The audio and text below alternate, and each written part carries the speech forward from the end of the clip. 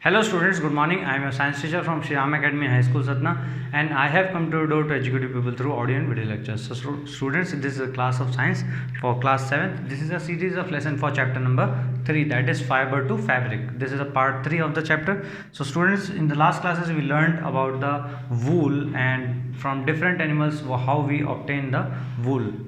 Okay, so in this particular chapter we will be learning about the processing fibre into wool. जैसे जो भी hairs हमें मिलते हैं उसको हम प्रोसेस कैसे करते हैं। There are basically 6 steps that are followed. सबसे पहला स्टेप होता है बेटा शेयरिंग का। यहाँ पर शेयरिंग इज़ बेसिकली जैसे हम शेविंग करते हैं, किसी भी आपने कभी बार्बर के पास जाते हैं तो आप हेयर कट करते हैं, तो वो वहाँ पर क्या होता है कि वहाँ पर किसी न किसी मशीन से किसी न किसी टूल से आपके बाल काटे जाते हैं। इसी तरीके से शीप्स की भी जो फ्लीस है, जो हेयर है, उसको क्या करते हैं, एक लेयर उसकी स्किन के साथ thin layer of skin is removed from its body. This process is called sharing, है ना। इसको हम शेयरिंग कहते हैं और इसको बार्बर्स करते हैं ताकि जो हेयर्स हैं वो निकाल सकें, ठीक है। इसी को हम शेयरिंग कहते हैं। This is the first step. इसी आपको फिगर 3.8 में ए में दिख जाएगी।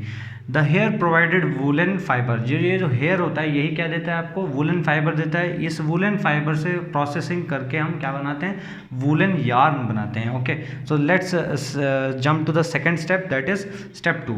द शेयर्ड स्किन जो हमें मिलती है हेयर के साथ, बालों के साथ जो शेयर्ड स्किन मिलती है उसको हम वॉश करते हैं, थोरोली उसको साफ़ करते हैं ताकि उससे जो ग्रीस है, उससे जो डर्ट है, वो सब डस्ट है, वो सब हट जाए, रिमूव कर दें उसको। इस प्रोसेस को हम क्या कहते हैं, स्कोरिंग। स्कोरिंग क्या है, basically washing process of skin and hair, skin with hair, ठीक है। अब थर्ड स्टेप में क्या करते हैं बेटा, स्कोरिंग के जस्ट बाद हम क्या करते हैं, सॉर्टिंग करते हैं। सॉर्टिंग करना मतलब क्या होता है, सॉर्टिंग का मतलब होता है कि ग्रुपिंग करना। जैसे सेम टेक्सचर, डिफरेंट टेक्सचर के हेयर्स हो सकते हैं, है ना, तो उन सेम टेक्सचर्स को अलग अलग करते हैं। जैसे कोई रेड है, कोई ब्राउन है, कोई वाइट है, कोई ब्लैक है। इस तरीके के टेक्सचर्स को हम क्या करते हैं, अलग अलग कर लेते हैं। इनके हेयर्स को अलग अलग कर लेते हैं और उसके बाद उसको फैक्ट्री में भेज देते हैं और वहाँ पर क्या होता है, सेपरेट होता है, या फिर मैनुअली सेपरेट करते हैं या फिर मशीन से सेपरेट करते हैं, ठीक है। इसको हम प्रोसेस को हम सॉर्टिंग कहते हैं। फोर्थ स्टेप में जंप करते हैं तो आता है कि जो fluffy fibres, small fluffy fibres बनते हैं उनको हम बर्स कहते हैं। बेसिकली बर्स क्या हैं, बर्स वही है बेटा, इनको निकाला जाता है हेयर से। जैसे आप स्वेटर कोई पहनते हो, कुछ दिन बाद उसमें क्या दिखने लगते हैं, गोल गोल से रोएं निकल आते हैं। उसको हम हिंदी में क्या बोलते हैं, रोएं बोलते हैं। तो वो रोएं ही क्या है, बर्स हैं एक्चुअली। तो वहाँ पर जो स्मॉल फ्लफ़ी जब सॉर्टिंग करते हैं उसके बाद क्या बन जाते हैं, कुछ बर्स बन जाते हैं। तो उनको भी हम क्या करते हैं, रिमूव करते हैं, हटाते हैं वहाँ से।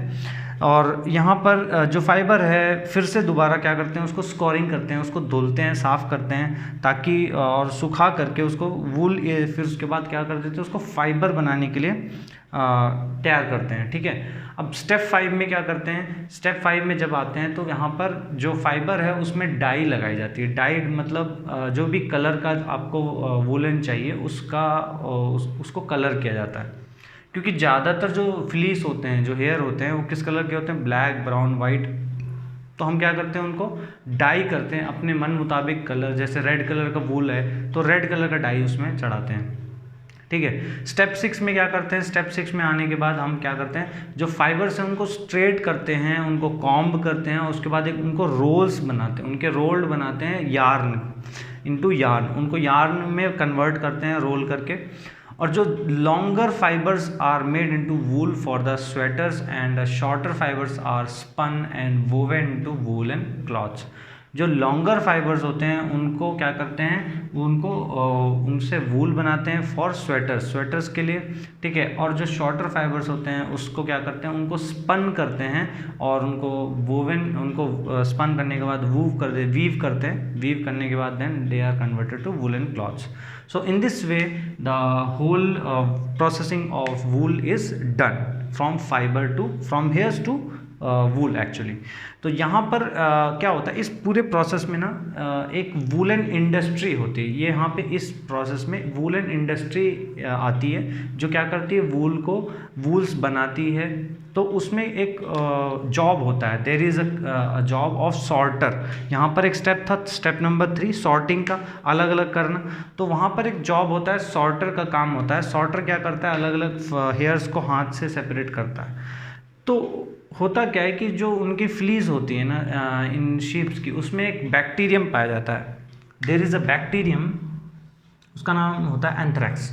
एंथ्रैक्स होता है, ये एक डिजीज़ कॉज करता है बेटा, एनिमल्स में भी कॉज करता है और ह्यूमंस में भी ये डिजीज़ कॉज करता है। इसको हम कहते हैं सॉर्टर्स डिजीज़। तो आपको अगर सवाल आएगा the sorter disease is caused by which bacterium, तो आंसर में आएगा एंथ्रैक्स। ठीक है, तो यहाँ पे कौन सी डिजीज़ कॉज करता है, सॉर्टर्स डिजीज़। और ये है क्या एक्चुअली में, एक फैटल ब्लड डिजीज़ है, एक खून की बीमारी है, बहुत ही खतरनाक है, जिससे डेथ हो जाती है। ठीक है, तो ये ऑक्यूपेशनल हैज़ार्ड है जो वूलन इंडस्ट्री में होता है जनरली।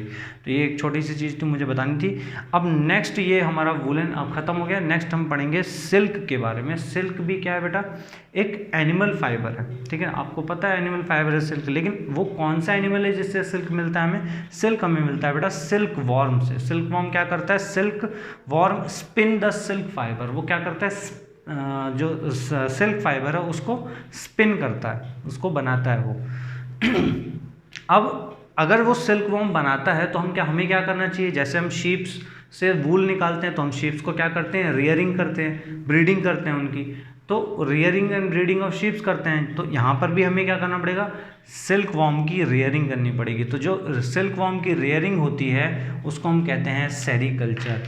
ठीक है, मतलब सिल्क वॉर्म का जो पालन पोषण वो हम करते हैं किसके लिए, ताकि हम उससे सिल्क ऑब्टेन कर सकें। ठीक है, तो the rearing of silk worm for obtaining A silk is called sericulture. So basically this is about the silk. और इसके बाद हम थोड़ा सा और पढ़ेंगे इसके बारे में कि कैसे सिल्क वॉर्म प्रोड्यूस करता है, सिल्क वॉर्म की क्या लाइफ स्टेजेस होती हैं और how it is processed basically. So this was all about in this chapter. Thank you so much.